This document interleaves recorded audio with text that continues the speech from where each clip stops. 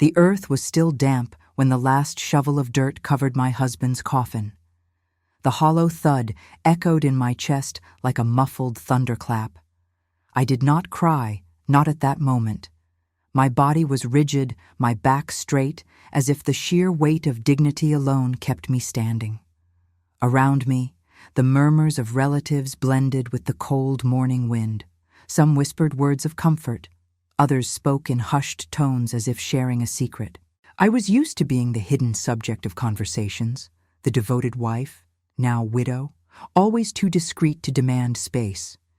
In that moment, everything inside me swayed between the pain of loss and the emptiness of years of silence.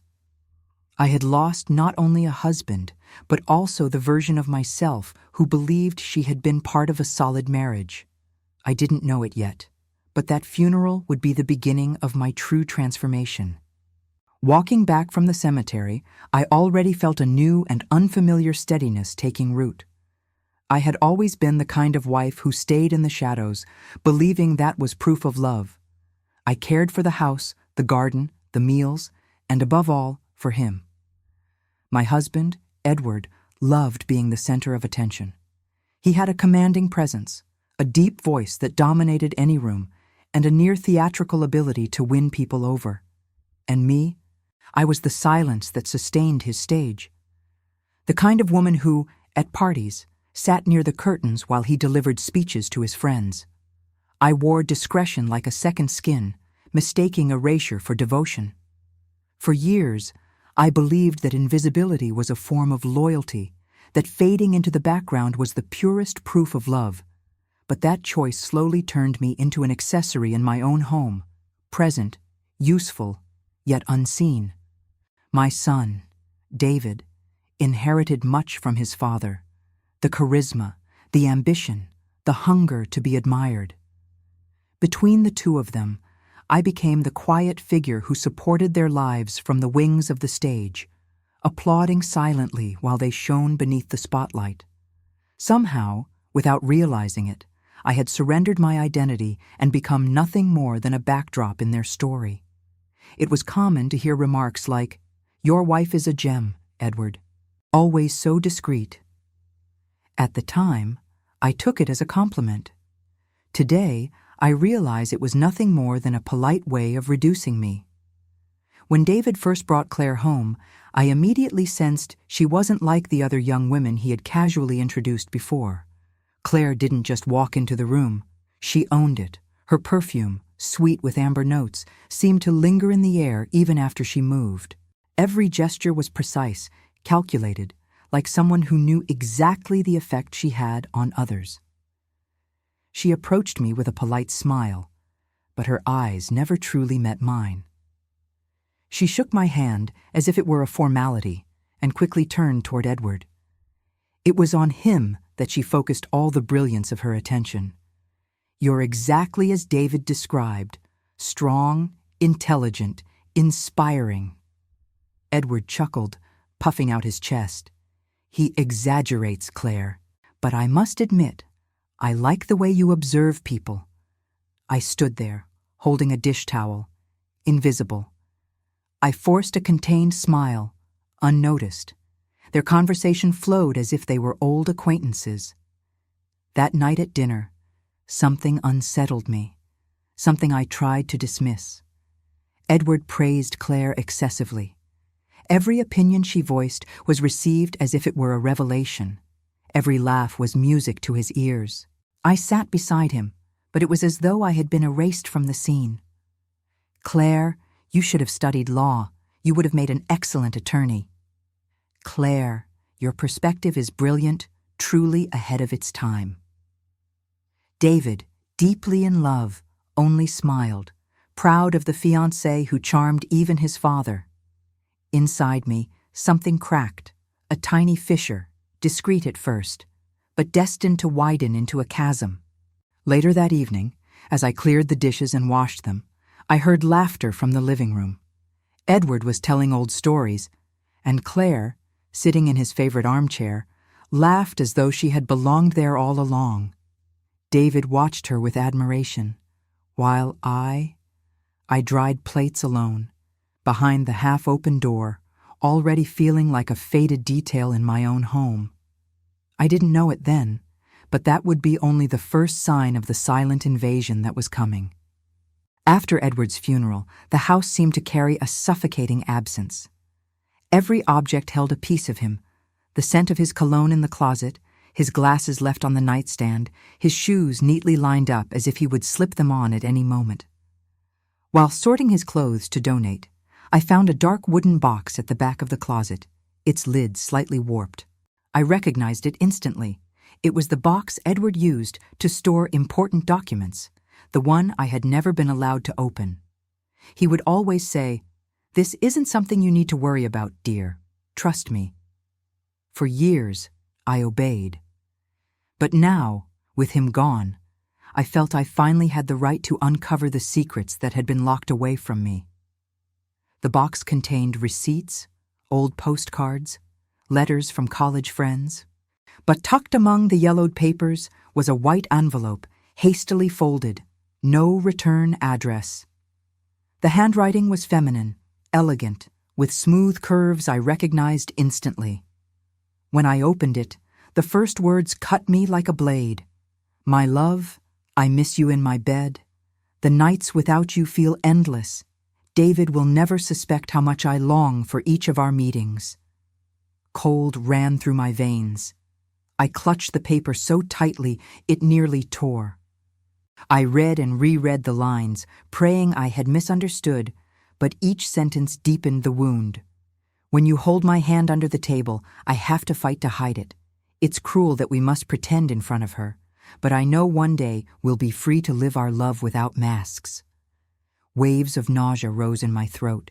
It couldn't be. It couldn't be Claire. But the handwriting was hers. The very cadence of her voice echoed in the words. Suddenly, every moment that had seemed strange clicked into place. Edward's over-the-top praise, the glances too quick, the smiles exchanged over dinners. I had not only been the ignored wife, I had been replaced in my own home, forced to applaud the charade. I sat on the edge of the bed with the letter trembling in my hands. My breathing grew shallow, as if the air in the house had been stolen from me. I read it again, slower this time, each line carving itself into my memory. "My love, I miss you in bed.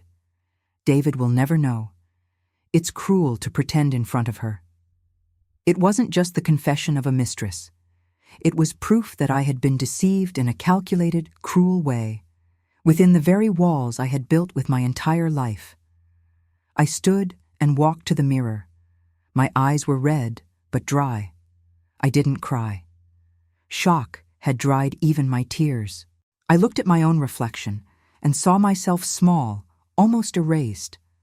Then a second pain struck me, deeper than the first. Claire had not only betrayed my son by sleeping with my husband, she had betrayed me as a woman, as a mother-in-law, as a mother. The bond I had tried to build with her had never been real. It was only a disguise to cover her secret encounters. Suddenly, scenes came back in a cruel sequence.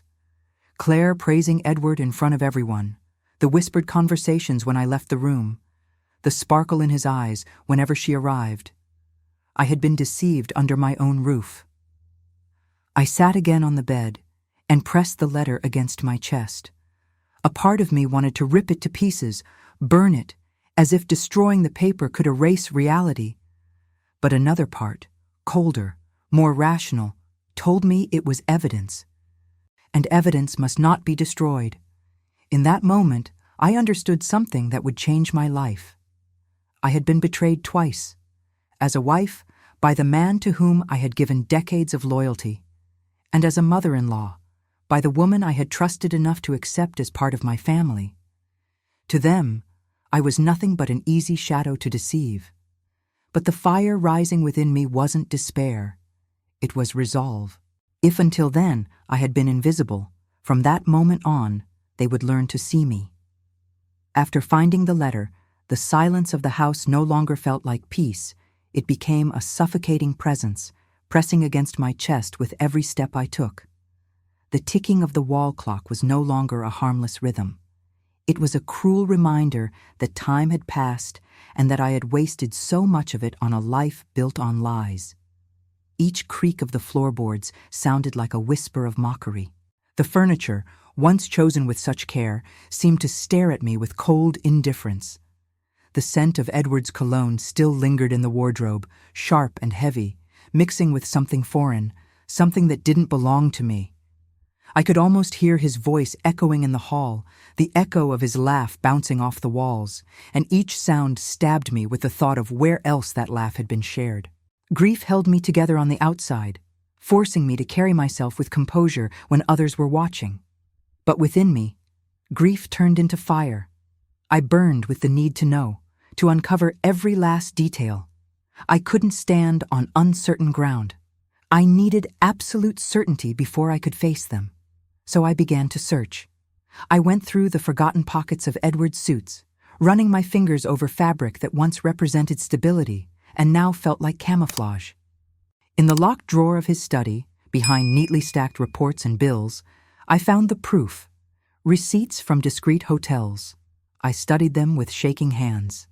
The dates aligned perfectly with the times he claimed to be traveling for work. Each piece of paper was another stone added to the wall, closing in around me. And yet, even as the truth took shape, part of me resisted believing.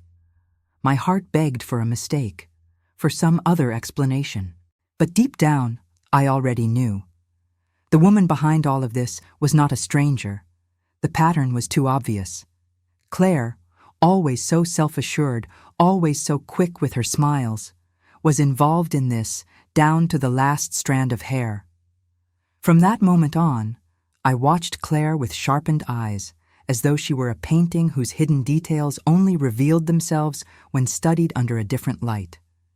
At family gatherings, I noticed how her gaze slid away whenever mine lingered too long. Her laughter, once musical, now grated against me, because I realized how false it sounded when David touched her shoulder. Small gestures that had once seemed meaningless now screamed louder than words. I decided to test her. One afternoon, while the house was quiet, I placed the letter on the living room table, half hidden beneath a book. My hands trembled as I set the trap. I told Claire I was going to make tea and walked away, listening to the faint creak of the floorboards behind me. When I returned, I found her standing rigid, her body angled toward the letter. She wasn't touching it, but her eyes were locked onto it, wide with recognition. Her face drained of color in a way no performance could disguise. "Is everything all right, Claire?" I asked lightly, my voice a mask of innocence. She blinked quickly, inhaled sharply, and forced a smile that didn't reach her eyes. "Of course. I was just admiring this book." I tilted my head, pretending to accept the answer, but inside, I knew. I saw the way her throat tightened, the way her hand hovered nervously at her side. She had recognized her own handwriting. The mask had slipped, if only for a second. In the days that followed, I searched for more. I called the hotel listed on the receipts, disguising my voice as Edward's assistant. The receptionist, unsuspecting, answered without hesitation, "Yes, Mr. Edward always came with a young lady, always the same one." The words fell like a gavel striking the desk, final, undeniable. I hung up the phone, my hand trembling, but my resolve steady. The pieces had aligned. It was no longer suspicion, no longer shadows in my imagination. It was truth, harsh, undeniable, and suffocating. And truth, I realized, is both a poison and a weapon. The first clash wasn't planned. It was a snap, an explosion of pain I couldn't contain. We were gathered for a simple dinner, just me, David, and Claire. He spoke animatedly about a new job opportunity, but I barely heard him. Her gaze cut into me like an invisible blade. Suddenly, I dropped my silverware and stared at Claire. "Tell me, Claire, what did you feel when you were with Edward?" Silence fell over the table like a bomb. David's eyes widened in shock. "Mom, what are you talking about?" Claire froze but quickly composed herself. Her face took on a mask of indignation. "I don't know what you're implying." I pulled the letter from my purse and placed it on the table. "Then explain this." David grabbed the paper before she could. His eyes darted across the lines, and then he glared at me, filled with fury and disbelief. "Mom, this is insane. It can't be true." Claire feigned tears, moving closer to him. "Darling, I would never do this to you." I watched them in silence. This wasn't just denial, it was manipulation in its purest form. David, blinded by love, was already turning against me, his own mother. In the days that followed, I was treated as the guilty one. David avoided speaking to me, insisting I was confused from grief, imagining things that weren't there. Claire played the role of the victim to perfection. "I understand her pain," I overheard Claire whisper in her carefully measured tone. "But I cannot accept being accused of something so horrible. I was isolated inside my own family. The daughter-in-law who had betrayed me was now seen as the unjustly wronged young woman, while I was cast as the deranged widow. It was then that I felt the definitive rupture. There was no turning back. I could no longer expect to be defended, not by David, not by anyone. And in that solitude, a seed was planted. The decision to change. I would no longer be the submissive widow or the humiliated mother. If Claire and Edward had betrayed me, and if David preferred to believe her instead of me, then I would have to act alone. And for the first time in years, I felt that the silence inside me wasn't emptiness. It was stored strength. After the confrontation at dinner, my house stopped being a home and became a waiting room without clocks. The air felt thick with borrowed breaths, and every creak of a door sounded like it carried a phrase I didn't want to hear. I walked the hallways as if crossing an old photograph, everything in its place, and yet nothing in its place. The aligned frames on the walls reflected my face in fragments. I saw myself multiplied and at the same time absent. Strange how pain makes no noise. It muffles the world. David began speaking to me in short phrases, stripped of any tenderness. "Mom, please rest. You're confused." I listened and counted to 10 so my hands wouldn't tremble. He didn't know, but I had already replaced guilt with method. Every night, as a ritual, I reread the letter, photographed passages, saved copies, wrote down dates, times, expressions. The word love, written by Claire, mocked my mourning. The curve of her C set me ablaze. The silence of the house was not emptiness. It was a reservoir. In its stillness, I could hear myself, perhaps for the first time in years. Forgotten scenes replayed. Edward asking me to speak more softly. Edward telling me to change my dress. Edward asking me to trust him. I had obeyed, and in obeying, I had withered. Now, the echo of all those concessions rang against the shell of who I still was, and that shell, cracked, revealed steel. I tried to sleep but couldn't. The night felt like rough fabric. I got up, put water to boil, and leaned my forehead against the cold window. Outside, a street lamp burned steadily, as if keeping vigil with me. I sipped the bitter tea slowly, and in its bitterness, I tasted honesty. There was no way to sweeten what I knew. Truth, awkward and undeniable, sat with me at the table. I wrote in a notebook, "I am not weak, I am wounded." 2 phrases that gave me an axis. I began structuring my hours, disciplining my despair. I opened boxes, reviewed folders, labeled envelopes. Each small order on the outside returned a shard of control on the inside. I put fresh flowers in the living room, not to pretend peace, but to remind myself that beauty can bloom even over ruins. By dawn, I had an initial plan, to sustain silence without silencing myself. I would be discreet, as I had always been, but now by choice, not erasure. I would be the same woman. With one difference, now I stood on my own side. That morning, I prepared as if for a private hearing with myself. I wore a blouse Edward had always hated, lit a lavender candle that Claire once mocked as smelling like a waiting room, and sat in Edward's old armchair. The fabric sighed beneath me with a soft crackle. Now I belong here, I thought, not by inheritance, nor by permission, but by right of presence. The clock struck 7, and for the first time since the funeral, I breathed without apologizing. I gathered the letter, closed the box, washed the cup, adjusted the curtain. Small actions, small victories. Each gesture aligned the thread of my decision to rebuild myself with method, memory, and calm, starting now. I looked for Helen on a Tuesday with a white sky, one of those mornings that seem made of damp cotton. The corner cafe smelled of fresh bread. Its wooden tables creaked like memories. I hadn't seen her in years, but she recognized me instantly. She opened her arms and, before any question, wrapped me in an embrace that disarmed my composure. I cried quietly, the way one pours water into a shallow dish so it won't spill. "What happened?" she asked, sliding a cup toward me. "I need you to listen until the end," I replied. I told her everything: the funeral, the silence of the house, Claire's letter, David's refusal to believe me, the first confrontation. While I spoke, Helen didn't interrupt. She stirred her sugar slowly, her eyes fixed on me, like a doctor measuring invisible pulses. When I finished, there was a space between us, not distance, but care. "You're not crazy," she said firmly. "You're clearer than ever. And that terrifies people who rely on your silence." Her words struck the core of my fear. I worried I was exaggerating.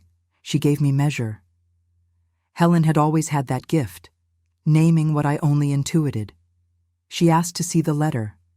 I handed her the copy. She read it silently, lips pressed together. She returned it gently, as though placing a cracked jewel back into its case. "This is proof of what they've done to you," she said. "And it's also proof of what you can do from here." It was Helen who mentioned Alan, an attorney known for handling cold wars within families. We scheduled an appointment for the next day. I returned home lighter and yet taut, like a tuned string. I finally had a next step. That night, I lay down and didn't apologize for existing in the middle of the bed. The ceiling seemed less heavy, perhaps because I had finally begun to hold myself up. Alan received me in a bright office. No plush carpets, no ostentation. The desk was raw wood, the books well used, the plants alive. I liked that. It felt like a place of work, not theater. "Tell it to me like a report," he said. "We'll address emotions later, but first, the facts." I pulled a folder from my bag. The letter, hotel receipts, notes on dates, phone records. He examined everything with professional silence. At the end, he placed his hands on the desk and summarized. There was enough material for a civil suit to safeguard my share, my possession, and my honor. And there were signs of emotional manipulation that could amount to an attempt to declare me incapable through fabricated fragility. "They may try to have you declared incompetent," he explained. "We need to shield you before they attempt it." I nodded. Fear pricked me, but it did not paralyze me. Helen, at my side, touched my hand lightly. I was no longer alone. We left with a list: register the letter, gather witness statements, organize notes, build a coherent narrative. For the first time, I had more than pain. I had a method, and method is a form of courage. On the way back, I bought a hardcover notebook. On the first page, I wrote, "Here ends obedient silence." I dated it, underlined it. At home, I placed the notebook on the table like someone setting a lighthouse in position. I woke before dawn, and for the first time in a long while, I didn't fear the mirror. The bluish morning light found me standing barefoot, the cold floor reminding me I had a body. I put on an old song, the one Edward used to call melodramatic, and let it play softly, like lighting a candle in the dark. The bathroom smelled of lavender soap, I washed my face with almost cold water, felt my skin awaken in waves. It was me, whole, still here. I opened the closet and found the navy silk dress he used to dislike. "It draws too much attention," he would say. I tried it on. The fabric slid over me like a good memory.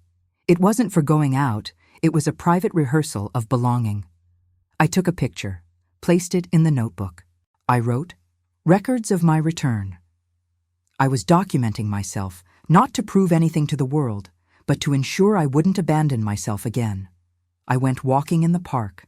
The trees stood tall like columns. Birds stitched the morning with metallic sounds. I felt my heart pace with my steps, my arms swinging, my breath finding rhythm. With every lap, one phrase repeated, "Never again. Never again give up my place at the table. Never again ask permission to feel. Never again confuse silence with peace." I met Helen at our usual bench. She brought coffee in thermal cups and laughter that loosened the knots. We talked about books, movies, beginnings that arrived disguised as endings. She told me about her pottery classes. I said I might try singing lessons. We laughed at the boldness, starting over at 59. Why not? On the way home, I bought flowers, not to decorate the room, but to remind myself to water them. I returned to community meetings. The coordinator asked me to organize the library. I accepted. It was simple, but symbolic, putting things back in their places, giving names, creating order. As I arranged spines on the shelves, I caught my reflection in the window and recognized myself. Not a smoothed-out version, not a domestic shadow. Me, with my marks, and the marks, far from diminishing me, gave me texture. I began to eat better, sleep a little more. I reduced coffee, increased water, wrote down schedules, completed small goals. I did the checkups I had postponed, scheduled physical therapy for old shoulder pains. The body responds when listened to. Slowly, I was rising again from the inside. At night, I sat in Edward's old armchair and wrote in the new notebook, "I choose myself." The phrase seemed pretentious, but it was simply precise. I closed the house, turned off the lights, and let the lavender candle Claire had mocked burn for a few minutes. Its aroma drew a new map under the same roof. There, within the same address, I inaugurated a new home, one that fit inside me. Before bed, I left the window slightly open, and the breeze carried the scent of damp earth. I thought of the little girl I once was, believing every storm washed the world clean and brought the sky back. I turned off my phone, placed the notebook on the nightstand, and whispered, "Tomorrow I continue." It wasn't a grand promise. It was routine. Routines are scaffolding for courage. They hold the body while the soul rebuilds the house within. Good night. Then I slept. Visits to Alan's office became part of my new routine. I no longer went as a disoriented widow, but as a prepared client, with organized folders and meticulous notes. I always carried the black notebook that had become my silent ally. Inside, it were transcribed every detail, every memory, every reaction from Claire and David since the funeral. Alan read my notes with almost reverent attention. "You have more discipline than many professional investigators," he said one day. I felt pride, but also a subtle ache, realizing that strength had always been in me, suffocated for decades by blind obedience. Now, at last, it had room to breathe. Our first step was to officially register the letter. We went to the notary's office, and I watched my steady hand sign the authentication. It was like driving stakes of concrete into ground that had once felt unstable. We also gathered testimonies. Helen, without hesitation, declared that she had always seen me lucid, coherent, aware. Two neighbors, who had witnessed some arguments, confirmed Claire's manipulative behavior. Even the dry cleaner provided receipts that proved Edward's clothes often carried perfumes that weren't mine. Each document, each signature, each piece of evidence was another brick raising a wall between me and their attempt to reduce me to the confused widow. At home, I kept observing. Claire began making small changes, a new curtain in the living room, a suggestion to sell furniture too old-fashioned, hints that the house could be better utilized if David took over the management sooner. I didn't react. I only wrote it down. The silence that once oppressed me had become my tool. At night, I wrote in the notebook, "They think they bury me in silence. They don't know I'm building foundations of iron." The stronger I grew, the more restless Claire seemed. The once calculated precision of her gestures began to show fissures. At a Sunday lunch, when David complimented my cake, I saw her smile harden for an instant. Small, almost invisible, but I noticed. "Your mother cooks well, but she shouldn't tire herself out so much," she said, looking at him, not at me. David nodded, as always, but my eyes met hers. And in that brief collision, I understood something. Claire no longer had absolute control. She could feel the risk of losing the starring role in the story she'd crafted. I started noticing other details. One afternoon, when I picked up the phone, there was a long pause on the other end before someone hung up. Later, Alan told me anonymous calls can be a sign of outside pressure to manipulate witnesses. The game was turning dangerous. "Helen advised me not to walk alone at night. Don't underestimate a cornered woman," she said. I agreed. But inside me, something smiled in silence. If Claire was nervous, it was because my resistance had finally begun to cast a shadow. In a meeting at the office, Alan said something that shifted my focus. "This isn't only about proving infidelity. It's about showing you are not disposable, that you are the rightful guardian of this family's story. That matters in court, and even more in the court of public opinion." I went home with that sentence echoing. I didn't just want to punish them. I wanted to reclaim my place. I wanted to be seen. That evening, I put on the blue dress again, lit the lavender candle, and sat on the couch. Claire came in without realizing I was there. When she saw me, she froze for a heartbeat. I smiled calmly and said only, "Beautiful house, isn't it? Shame some stories can't be erased with new curtains." She paled, muttered something vague, and left. For the first time, I felt her mask begin to crack. The tension thickened like a cloud before a storm. I walked through the house and felt the weight of a battle about to break. It wasn't fear, it was expectation, like watching the horizon knowing lightning will strike and choosing not to hide. David barely spoke to me. When he did, he repeated rehearsed lines. "Mom, we need to think about the future." The future, to him, meant dividing the house, the accounts, the assets ahead of time. The future, to Claire, meant getting rid of the presence that reminded her of her crime. But I had evidence, allies, strategy. And above all, I had myself. The week before the preliminary hearing, I dreamed of Edward. He stood in the garden, looking at me in silence. He didn't smile, didn't speak. He just stood there, motionless, like a broken statue. I woke drenched in sweat, yet calm. I took it as a warning. The past could no longer guide me. I owned the present. I began preparing my statement with Alan. We rehearsed questions. I repeated sentences aloud, practiced my cadence. I would not be the weeping widow. I would be the betrayed woman who refuses to be erased. On the eve of the hearing, I sat in my room and wrote in my notebook, "Tomorrow is not the end. It's the beginning."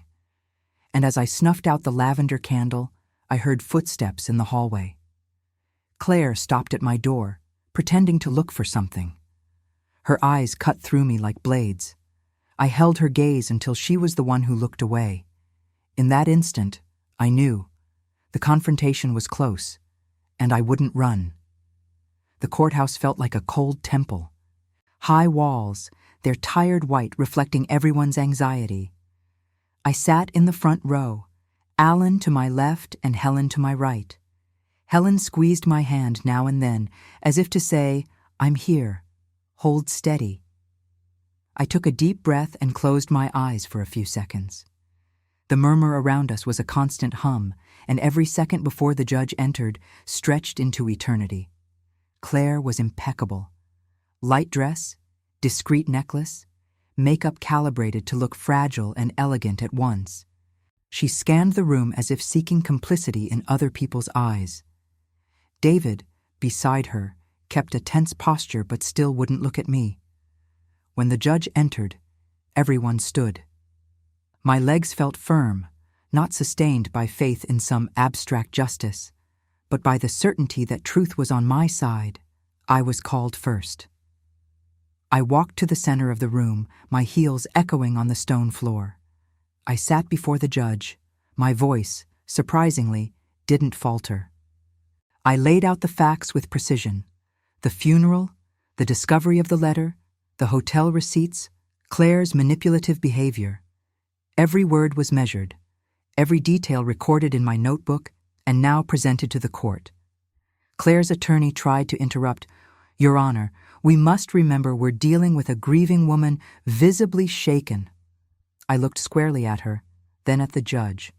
"Yes, I am grieving, but I am not confused. My pain hasn't blinded me. If anything, it opened my eyes." The judge nodded, asking me to continue. Alan presented the authenticated letter. The paper went from hand to hand until it reached David. I watched his face change. Certainty gave way to doubt, and that doubt was exactly what I'd hoped for. When Claire was called, she played the victim masterfully. She cried, denied, accused me of rancor, said I wanted to destroy her happiness with David. But her voice sounded rehearsed.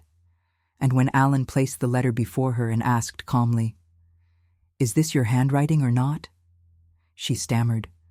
The silence that followed was deafening. And in that silence, I felt it. The court was not only that room of wood and paper, it was a lifetime demanding balance. After the hearing, the impact was immediate. Claire could no longer sustain the illusion of perfection. Neighbors began reaching out, not for gossip, but to offer support. "We always noticed certain looks," one of them said, "but we never imagined." The community that had once seen me as the fragile widow now regarded me with quiet respect. David, meanwhile, was divided. The shield of denial began to crack. One evening, he found me in the garden. The flowers were wilted, the air thick with the scent of damp soil. He stood before me, shoulders sagging. "Mom, I don't know what to think. Claire swears she's innocent, but that letter—" I drew a deep breath. "Son, I taught you since you were little. When two versions collide, look at the facts. Liars trip over their own words. Read it again. Compare dates, behaviors. Ask yourself why a woman who is so sure of her innocence needs to insist on it so loudly and so often." He looked away, like a boy caught doing wrong. For the first time, I felt compassion, but I didn't yield. A mother's love no longer blinded me. Cornered, Claire showed another face. She grew aggressive. In public, she insinuated that I was destroying their marriage. She spoke loudly, theatrically, as if the world were a stage for her drama. But the more she talked, the more isolated she became. People who once surrounded her no longer wanted to be associated with scandal. One afternoon, she tried to provoke me directly. "You got what you wanted, didn't you? You want my marriage to end. You want to see me humiliated." I met her eyes and answered calmly, "No, Claire. I wanted you to respect me. I wanted you to be a daughter to me. But you chose to be an enemy, and every choice collects its price." She left, slamming the door. I remained serene. I didn't need to raise my voice. The weight of truth was making all the noise required. The months that followed were all about rebuilding. The hearing had marked a turning point, but the real victory was quiet, woven into the everyday. I kept the house, secured my rights, but discovered that the most valuable thing was something no one could ever take from me: my new self. I returned to walking in the park every morning. This time, not just to clear my mind, but to celebrate. My body had become a partner in my rebirth. Each step was a reminder that I had survived. I began taking painting classes at the community center. The first canvas I painted was a field of red flowers under a gray sky. A neighbor remarked, "It's so full of life." I smiled. That was exactly it. Life, sprouting even after the storm. After months of silence, David announced his divorce. His marriage to Claire hadn't survived the cracks. He started visiting me again, bringing simple flowers, trying to rebuild the bridge he had once burned. I welcomed him, but with clear boundaries. A mother's love forgives, but the woman in me demands respect. Helen, my friend, became my companion in new discoveries. We traveled to a nearby town, stayed in a modest inn, and laughed until we cried. On the porch, we toasted with cheap wine. She said, "You're different now, more whole." I answered, "I'm not different. I'm complete. I was always here. I was just buried." One evening, I sat in the garden with a candle burning. The breeze was gentle. I thought of Edward, not with hatred, but with distance. He had been part of my life, but not my destiny. I opened my notebook and wrote, "I buried my husband. I discovered the betrayal. I was betrayed as a wife and as a mother-in-law. But I was reborn as a whole woman. Today, I know dignity is not requested. It is earned. And respect is not begged for. It is imposed." I closed the notebook, let the wind blow out the flame, and smiled. For the first time in decades, the future was mine alone. If you've made it this far, perhaps you too carry invisible scars of betrayals, of silences, of the disrespect that tried to diminish who you are. My story is just one among many, but I chose to tell it because I believe every pain, when shared, can transform into strength.